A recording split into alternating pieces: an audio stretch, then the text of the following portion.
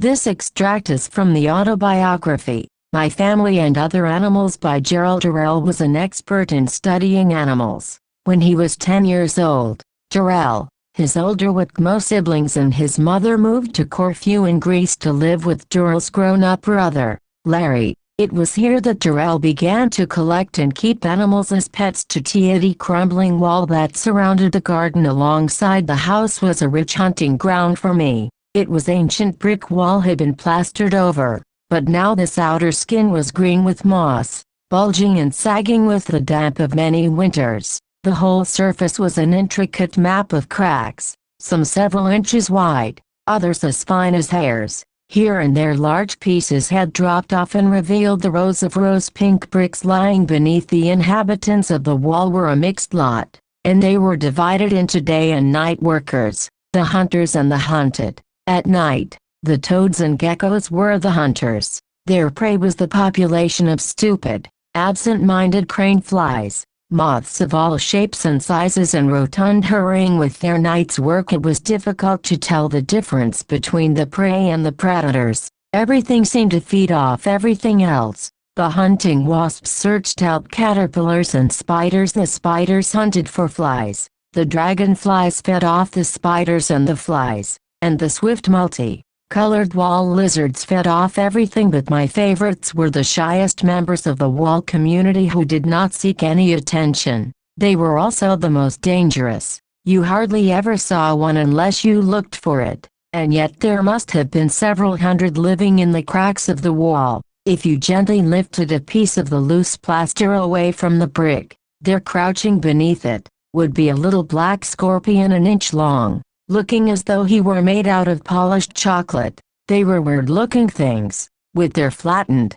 oval bodies, their neat crooked legs, the enormous crab-like claws, bulbous and neatly jointed as armor, and the tail like a string of brown beads ending in a sting like a rose. Thorn the scorpion would lie there quite quietly as you examined him, only raising his tail as a warning sign if you breathed too hard on him. Then one day, I found a fat female scorpion in the wall, wearing what at first glance appeared to be a pale fawn fur coat. Closer inspection proved that this strange garment was made up of a mass of tiny babies clinging to the mother's back. I was enraptured by this family, and I made up my mind to smuggle them into the house and up to my bedroom so that Elle might keep them and watch them grow up.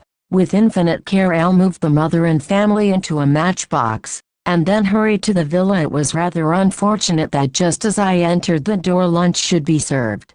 However, I placed the matchbox carefully on the mantelpiece in the drawing room and made my way to the dining room and joined the family for the meal, dawdling over my food, feeding Roger surreptitiously under the table and listening to the family arguing. I completely forgot about my exciting new captures. At last Larry, having finished, fetched the cigarettes from the drawing room, and lying back in his chair he put one in his mouth and picked up the matchbox he had brought, oblivious that the end of my happy days was about to come. I watched my eldest brother interestedly as, still talking, he opened the matchbox. Now I insist, to this day, that the female scorpion meant no harm. She was nervous and a little annoyed at being shut up in a matchbox for so long, and so she seized the first opportunity to escape. She pulled herself out of the box with great rapidity, her babies clinging on desperately,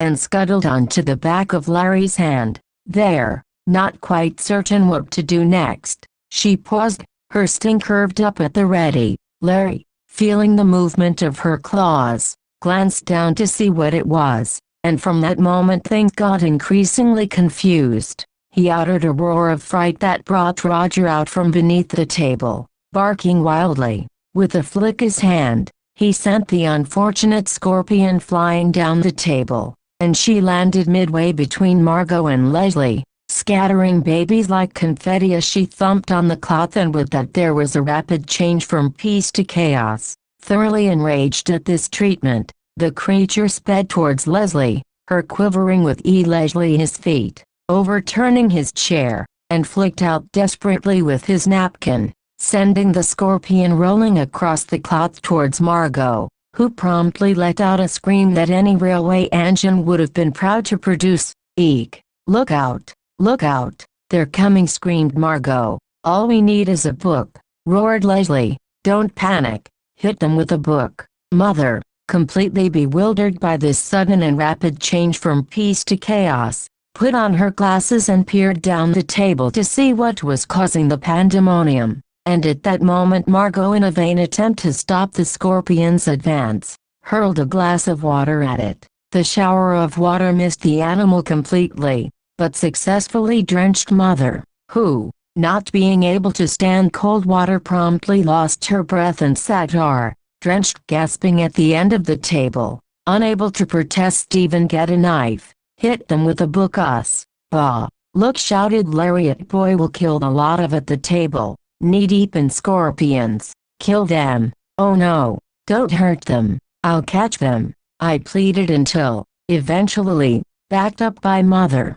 Leslie's suggestion that the whole lot be killed was quashed. By the time a certain amount of order had been restored, all the baby scorpions had hidden themselves under various plates and bits of cutlery. The results of this incident were numero, while the family, still feeling angry and frightened, moved to the sitting room. I spent half an hour rounding up the babies, picking them up in a teaspoon, and returning them to their mother's back. Then I carried them outside on a saucer and, reluctantly, released them on the garden wall. Roger and Ian spent the afternoon on the hillside, for Il felt it would be wise to allow the family to have a break before seeing them again. Larry developed a phobia about matchboxes, but, from my point of view, the worst repercussion of the whole affair was that Mother decided to try to stop me from exploring the animal world. "You are running wild again. It is high time you received